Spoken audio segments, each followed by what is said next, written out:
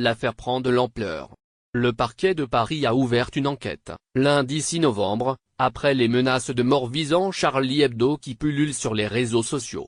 En cause, une caricature publiée en une de l'hebdomadaire satirique représentant l'islamologue Tariq Ramadan. Ce dernier est visé par 2 plaintes pour viol. L'enquête, confiée à la BRDP Brigade de répression de la délinquance contre la personne de la police judiciaire, a été ouverte pour menace de mort matérialisée par un écrit et apologie publique d'un acte de terrorisme, a précisé une source proche de l'enquête. Charlie Hebdo, dont une partie de la rédaction a été abattue lors des attentats djihadistes de janvier 2015, a déposé plainte lundi après-midi. Dans sa dernière édition, parue mercredi 1er novembre, le journal représente le théologien le pantalon déformé par un énorme sexe en érection, et proclamant « Je suis le 6e pilier de l'islam ». Viole la défense de Tariq Ramadan, peut-on lire au-dessus du dessin. L'islamologue et théologien suisse de 55 ans est visé par 2 plaintes pour viol en France, qu'il conteste. Il a par ailleurs démenti lundi des accusations d'abus sexuels sur des mineurs, publiées par un média Helvet, et annoncé qu'il allait porter plainte pour diffamation.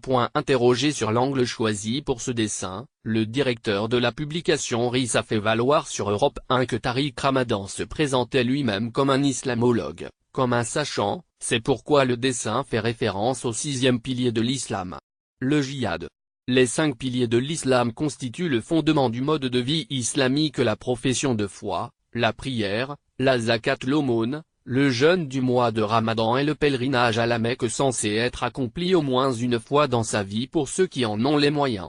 Le djihad est considéré comme le 6e pilier de l'islam par une minorité au sein du sunnisme, bien qu'il n'en ait pas le statut officiel. Depuis les attentats de janvier 2015 à Paris contre Charlie Hebdo, un supermarché cachère et une policière municipale qui ont fait 17 morts, les messages de haine et les menaces adressées à l'hebdomadaire n'ont jamais vraiment cessé, a relevé RIS.